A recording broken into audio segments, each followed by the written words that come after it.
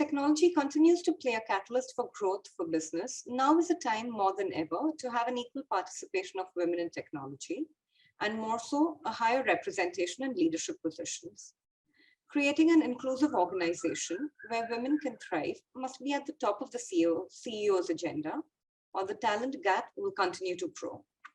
In this exclusive session, we are excited to have a panel of women leaders from Accenture and industry experts to share their perspectives on equalizing gender in technology, how it fosters innovation, and what we can do to encourage women to enter the tech space and rise to leadership roles. Our panelists today include Ruhi Ranjan MD, Accenture, Swati Mohan, an investor advisor for consumer tech companies, and Shelley Chopra, founder She the People TV and Gytree. Ruhi has worked in the information technology industry for over 25 years and has deep expertise in the financial services, banking, manufacturing, and utility domains.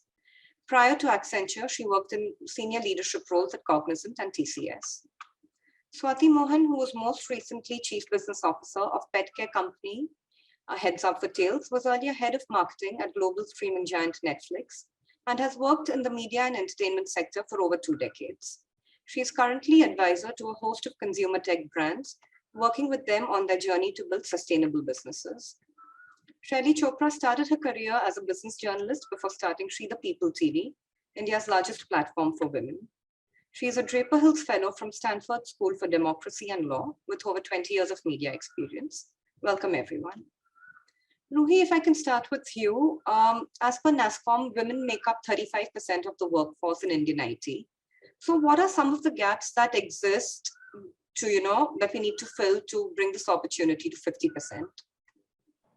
Thanks for that question, Priyanka. I think we need to start looking at what women are doing in STEM today, right? So if you look at it, the number of people going through STEM education, which is science, technology, and engineering and mathematics, is significantly low in our country, and this participation continues to drop as women pass out of colleges and then get into traditional working force because of various life-changing events. So how do we encourage more women to take STEM as an education priority and then find regular jobs for them? How do we encourage them to participate in this industry? How do we help them be successful in their careers is something which both academia, industry, and policymakers have to look at very closely. And I think once the women join the workforce, it is also very important for us not only to nurture them, but also to retain them. And I think it is very important for organizations to create enabling structures to be able to help women through their challenging years in their workforce. And some things like, looking at flexi work options, giving them support, helps women to be retained in organizations, because the dropout rate when they join us and as they go through their careers is significantly higher. And then organizations like Accenture, so one of the programs that Accenture has been very successful is something called as Returning Mothers, right? It's a program that helps women seamlessly transition from their maternity breaks back into work. And I think programs like this need to be enabled for our women across, because these programs help women pick up careers, pick up roles which are going to be easier for them. And I think the last 2 years of the pandemic has also made it a little easier for women to come back to work because they're working from home. But we need to really look at, how to help them in their areas of childcare, right? Because they're working from home. How do we help them with that? How do we create, enablement structures for them to look after their families? This will help women come back to work in a larger number. The other opportunity that is big is how do we get women back into work who've taken a break in their careers, right? So women who've stopped because, they got married and they moved cities. How do we encourage them to now come back to work? And one such program that we are looking very actively to pursue is something called as Career Reboot. And I think if all of us come together and start creating this enabling environment for our women, we would see this 35% go up very, very quickly, Priyanka. Right? So that's our understanding of what the situation currently is in our country and how do we help our women through some of these challenging stages of their career and bring them back into workforce. Right. Thanks so much. And Swati, what's your experience been like, especially across, the media and entertainment industry? And also, what are some of the ways that we could level the playing field for women? Yeah, no, thanks so much. And thanks so much for the debate. Really great to be here with all of you. I think, well, the media sector, and I've been in it for about 2 decades. I think it has typically been also another bit of a boys' club, I would say, but I think that's slowly but surely definitely changing. And if you look at just the OTT landscape today, I think you'll see a lot of content, marketing, legal leaders that are all women, and they're all dear friends, and I have a lot of respect for them. And we may sometimes think that maybe this is a bit of a coincidence, but if you look deeper, right, we're talking about the art of storytelling, which today requires a deeper level of empathy, a deeper level of sensitivity, authenticity, which perhaps, just perhaps, it comes a little more naturally to women, I would say, right? And that should be no different in some of the emerging sectors that are coming up, even in tech. If you look at customer journeys, there is a deeper level of empathy, and I think I think the product managers that are women have a lot of deeper empathy when it comes to really thinking about just about every little detail when it comes to really giving that customer journey a fulfilled and seamless view of things. So as far as my experience has been, I think, Ruhi said it wonderfully when it comes to really figuring out the education system and encouraging women to take some of those courses that set them up. The other is, I think, I think we need to steer away from some of the tokenism that I see a lot, which is let's get the ratio right. I think the problem needs to be solved right at the top. I think the leadership mix needs to be sorted out. I think young women will strive to be able to see what they can be, so it's important to really get the leadership right, in my opinion, and also the upbringing at homes, which I think is culturally changing anyway. I think people will absolutely react to and have the courage to demand a position or a higher pay if they're able to see that equity in their homes between their brother or sister or mother or father and their friends around them. So I think they will mirror that and they will get a lot more confidence. So these are three things that I think will help set the level field as much as we can. Right, thanks. Shelley, I'll bring you in on one of the points we brought up. How, as you move higher up the tech ladder, there are fewer women role models and mentors. Yeah. Plus, you have this whole, the tech bro culture, which is typically dismissive of women. So, are all these factors, kind of leading to lower numbers of women in tech, you think? So, I think there is a need desperately in India for us to redefine how you look at tech. Okay. And the reason I say that is because we're sort of obsessed with thinking of tech in a very sort of, singular way.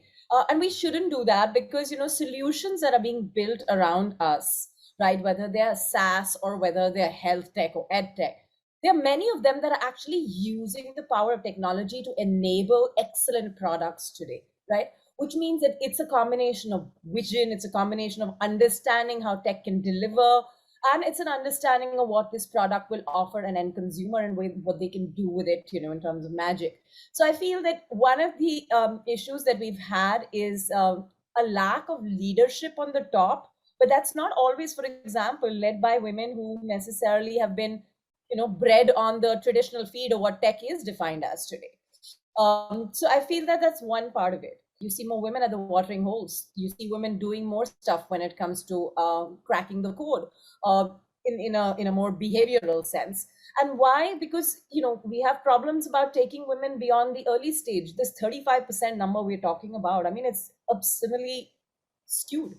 Because this number is reflective of how massive the funnel is at the start and how ridiculously absent it is as we go up. So I think that things that will help for sure is a fair degree of improvement at an early stage of first just familiarizing women with tech. But I think that a very big change needs to happen at mid-level because women are dropping off there. Yeah. They're not dropping off at college levels. They're not dropping off at early stage joinee levels. They're dropping off in the middle. Now, where is other factors come to play here? She's an excellent woman when it comes to algorithms, but she knows nothing about communication and confidence, right? You're seeing the gap. The gap is not the fact that she doesn't know tech. The gap is the fact that she's not able to join panels like these and talk like any of us because nobody has given her that guidance. Nobody has got her to up to a point where she starts believing in what she's doing or the fact that there's a leadership journey to follow. So I think actually the journey to top management in technology is not about necessarily just having more women, no tech at the center. There are a fair bit of women. How do we retain them and how do we propel them into positions of leadership will actually come from a fair degree of non-tech training, including developing those thick guts when you're willing to make sure that you'll do what you want and you will do it if somebody is listening to you or not. Right. No, it was a great point, actually. And just one more quick question. Equal pay is obviously a big issue when it comes to women moving up the ranks. And one would assume that equal work deserves equal pay. But why is that still not happening? So I'll keep this answer fairly short. I mean, we need to make CEOs questioned on this issue, right? I mean, I have been constantly thrown at the end saying, follow the bell curve. And I look at that bell curve, particularly so in a post-COVID world, that we are not thinking out of the box about how to solve, because we are so busy following some models that were set for us like 3 decades ago. We need to break that. Second is that CEOs need to be made accountable for why half their population in the company is not getting paid equally for equal work, right? Just because she decides to be somebody who has a child or she opts for flexi work, etc. The number of women today who are coming and admitting this in quiet rooms about how they are at a disadvantage because they have excess maternity. They have maternity leave, which most people think is excess, or they have, they have access to flexi work schedules. The word flexi more or less means promotion-less. So I'm just saying that, this is problematic. And this can only change at the top. I have often again said this infamously, move the HR person into the CEO's room and see how things change. Right.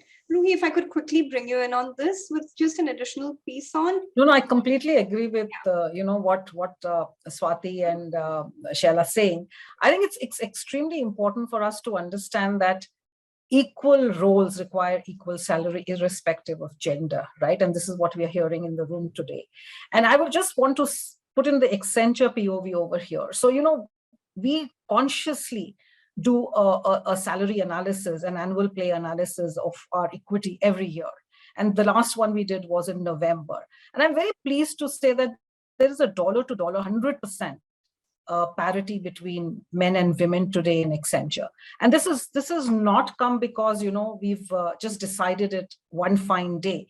This has come because it's a very focused action we are taking to ensure that, people are having equitable salary and equitable roles in an organization, which is a step to creating a truly diverse organization. And I completely agree, to what our panelists are saying, that this has to be very visible. It starts at the top. So any commitment to diversity or equality needs to really start at the top. And Accenture made this bold commitment in 2017, that by 2025, we'll be a gender neutral organization. We'll have 50% women and 50% men participating equally in an organization. And I'm very glad to say today we have 300,000 women globally in Accenture, which is 46% of our population. And this has not come because, somebody just decided to do it. It's come because the policies were made like that. The frameworks were aligned to ensure that we not only hire, retain, but nurture our women and ensure that they have equal salary, equal recognition at every rung of the organization. And today you can see that, we have our CEO who's a woman, our CHRO is a woman, our CFO is a woman, right? And our chief marketing officer globally is a woman. So these are women who are leading it. 26% of our board is women. So I completely agree that women have to be in those rooms to be able to create this difference and ensure policies are aligned to ensure that the women can not only, be hired, but retained and managed through their career journeys. And this is my personal view, that there could be areas where women are not recognized in industries which have traditionally been male domains. So information technology is a very different industry because we definitely have more women. But what about manufacturing? What about industries which are going to be differentiated for women? I started my career in a steel plant in the country, right? And I was very fortunate that the organization respected the role of a woman there as well. But I don't know whether this is true across the board, right? So you'll have to look at it industry by industry, segment by segment. And I think this is a rampant phenomena at the top, at the bottom, but I think this is something which is consciously needs to be looked at and worked upon as we go up the value chain. Right. Swati, very quickly, just a question for you. There is also this belief that women can address this wage gap through education and skilling. But in practical terms, we know that doesn't really happen. Even if you go up the ladder, you may have better skills, but you're still not quite getting those wages. So do you think it's something women are kind of making their peace with and settling with? Are they okay with, say perhaps having more influence, but not getting as much money? It's an interesting one. And it actually talks a little bit to what I was saying earlier, right? When we get the opportunity, it's like, wow, we made it. And then, to be honest, I think there's so many which are happening for the first time in those senior positions. They don't even know what that salary is supposed to be, right?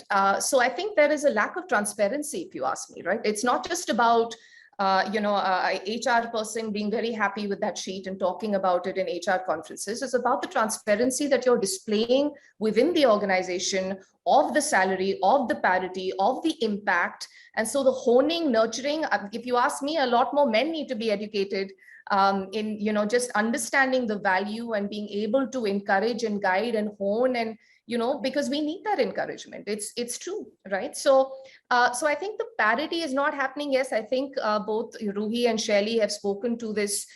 Salary is still sort of assessed on the number of years of experience, which I think is still unfortunate today. If it's the same role, it's the same potential of impact, then it should be the same salary, right? It's as simple as that. But that's not happening because of the way we are assessing this whole years of experience, which points to an organization's need to really look at a woman's life rather than just work life, right? And that is really one difference that can happen. Secondly, to your point on, are they okay? Are they settling? Are they okay with it? As I said, I don't think they know what that salary is supposed to be. Right. And they come in the imposter syndrome of, hey, am I going to be whatever? Are people going to just watch me fail? Am I really going? It's not just about appointing them. It is also about encouraging women to be successful, to really nurturing them when they get that, because only successful women, there was a point when even cricket was a rich man's game till Dhoni came along. And so I think we need a lot more Dhonis to happen, and that will only happen if that success and impact is shown equally. Shelley, are things any different as an entrepreneur? We've spoken a lot on different platforms about the funding challenges that women face. Yeah. So what's your experience been? So, I just want to mention something that Swati started off, which is the importance of talking of women who are literally everyday women, making it bigger, even bigger, right? I think for me, when we started Shri the People in 2015, and it's been 7 years, people turned around and said, hey, listen, you should stick to broadcast television. You're trying a hobby, telling stories of women. And I'm like, I'm done with the same 8 women on every single magazine. Yeah, it's 2015 and we still see the same 8 women everywhere. So I think the role that any effort to reflect on new people, new faces, new role models, breaking ceiling is a very critical role. We can call it storytelling, we can call it media, you want to call it anything, but I think we don't pay enough attention to it. And it's only come now in the last, let's say 12 to 15 months that I'm beginning to hear this term from CEOs who were otherwise so averse to the idea that, that a story can sell, right? And when I say sell, I mean it at several levels, including commerce. So I think that is something we still are far from reinforcing enough. And it's great to see OTT platforms also finally showing women as real people rather than these, women with 10 hands doing everything under the sun, right? So that's one thing I want to say. Now, men just don't understand how the female body works, right? And that itself is problematic. Other than the fact that women themselves don't know how their bodies work, so which is the solution I'm trying to offer. But the point here is that you will find there are people who are willing to recognize that the gap is real. This wasn't the case 3 years ago. I have heard horror stories on the first Startup India back in 2016 about women going from one place to the other and men just saying that I don't get your model. This is a hobby. You're trying to focus on a niche audience, which is female, right? That's 750 million people. We're niche. So I think, we're essentially in a situation where things are changing on the ground, right? That said, I did come across one fund which said that we don't invest in women ventures. So I was very amused. I was like, this is 2022, hello.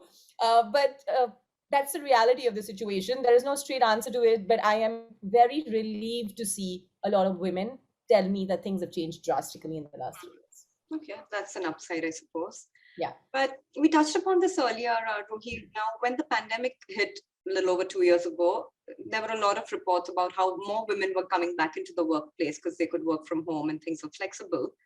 And now that companies are going back to office or in some sort of a hybrid model, a lot of women might still prefer to, continue to work from home. So do you think there's a danger of them losing out all over again because they might not want to be in office? I would say that the pandemic has changed completely the way, the whole industries or technology was working. And I think a big play is this, that, when we talk about the future of work, or we talk about, returning to office, it is not about spaces and spaces anymore. It is about finding an omni-connected experience for our people, and including women. And I think we have to look at how do we provide enough opportunities for people to work in these models, right? When they would want to come to the office to connect with other peers, to learn, to share, because that's also very important in one's career journey. But when they're not required to be in office, when they can do offline work, should also be fine with people. And we have to enable the systems to ensure that both these experiences work tandemly. And I don't think so this is true for women alone, that they don't want to return to work and they lose out. It's the men also who figured out a way of working from remote locations. And today, I see that everywhere in the country, the people are working for IT or technology sectors. They are not restricted to the brick and mortar offices that we've created. And I think we have to leverage this as an experience. There is no right or wrong way. And everybody has to pitch in to understand what works for them. And as organizations, we will have to provide them with those opportunities. But I would say that, we can't just make it one way to say that everybody works from home all the time, because then you're losing out on interaction with colleagues, learning as a team, coming together and meeting your clients, getting your coaching sessions. And so you have to ensure that we can give both experiences. And women have to understand that this is something which they also have to realize for themselves. They have to find me times, working with their peers, recognizing, where they peg amongst others, what they need to learn more. So I think women should also encourage themselves to find an opportunity to get back into their offices at points in time, not every day, but maybe twice a week, maybe it's thrice a week. So whatever works for them. And I think what has also happened, Priyanka, is that opportunities for women in tier 2 cities have also opened up because of the pandemic, right? So people today do not have to be in tier 1 cities to be able to work for multinationals. They can work from anywhere. So that's a great opportunity, which I think women should leverage in a lot better fashion today, in a much larger fashion, because now the opportunity, they do not have to go for the opportunities. Now the opportunities have come back to them, and they should be able to leverage this significantly. Right. Now, Accenture has done a lot of work around diversity and inclusion, but there's also the situation, this whole thing about diversity fatigue, where beyond a point, organizations and leaders, individuals tend to give up on nurturing minority talent. So what happens when diversity fatigue kind of collides with the unconscious bias that may exist?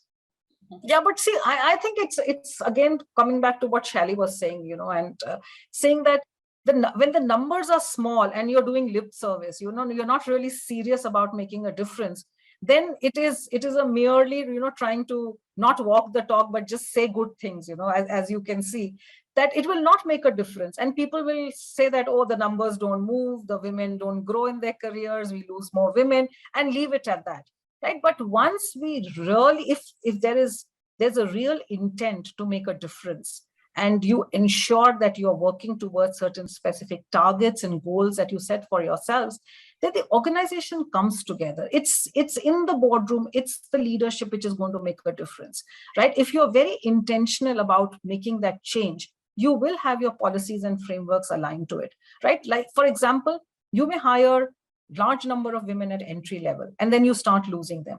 What are the policies to be able to retain them? And it has to be very intentional. Are you promoting equal number of men and women in an organization? Are you giving that opportunity to the best to be able to come forward? I think once you start doing this, it moves from becoming, a fatigue to becoming action. And as it becomes more and more women start coming in, it will become BAU.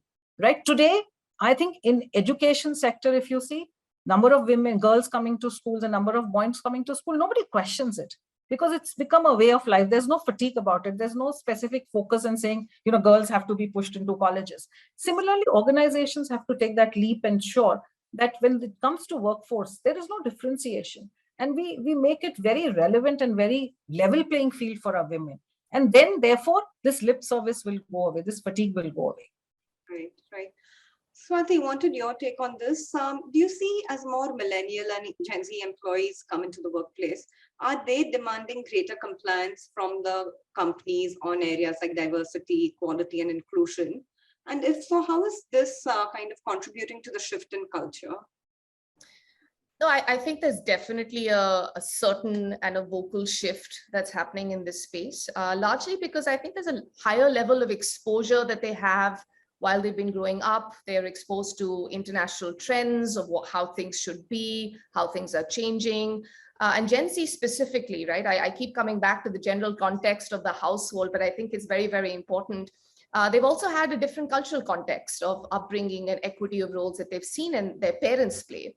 And yes, they are hence demanding an environment where the younger millennials and Gen Z can actually thrive. And I don't think that's a wrong thing, right? Sometimes we end up calling them a little entitled. But you know what? The thing is that I think they're coming from a place that says, we want to progress, right? And just because you didn't get it, or you got it after so many years of experience, doesn't mean that we don't have the skills today. And there is a balance and nurturing that needs to happen, but they are sort of demanding that, right? They have that courage, they have that confidence, they have the balls to say that. And the other thing to note is that for them, inclusion, diversity is not about ratios in the boardroom. It's not just about that. It is about representing your consumer and society in a manner that keeps you relevant and progressive.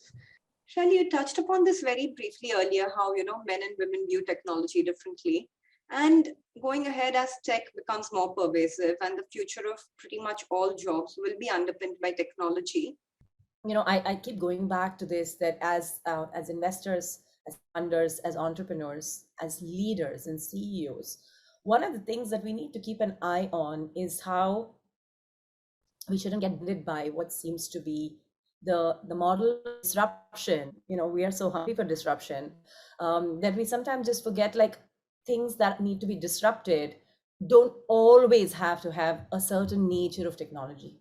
Technology can be an enabler there, right? I mean, for example, I'm building a tech-based product for women's health, right? But I'm using technology as an enabler there, right? I'm not creating a brand new technology because, there's nothing happening on women's health.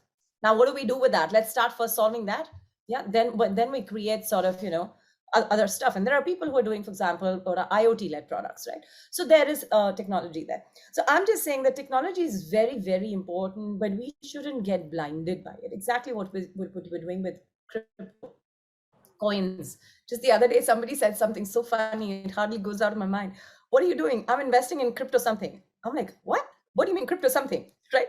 So, I mean, and I hear this, is crypto just symptomatic? I mean, it could be many other people discussing this about something, right? Something else. I'm investing in something AI. So there is no taking away on the power of technology and what all of these inventions have led us to.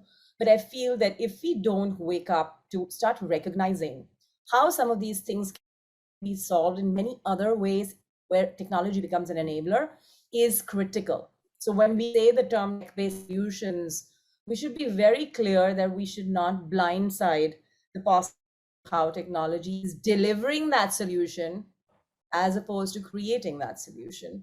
So to me, if more people ask such questions, they're actually closer to reality than in Gaga world of unicorns. Right.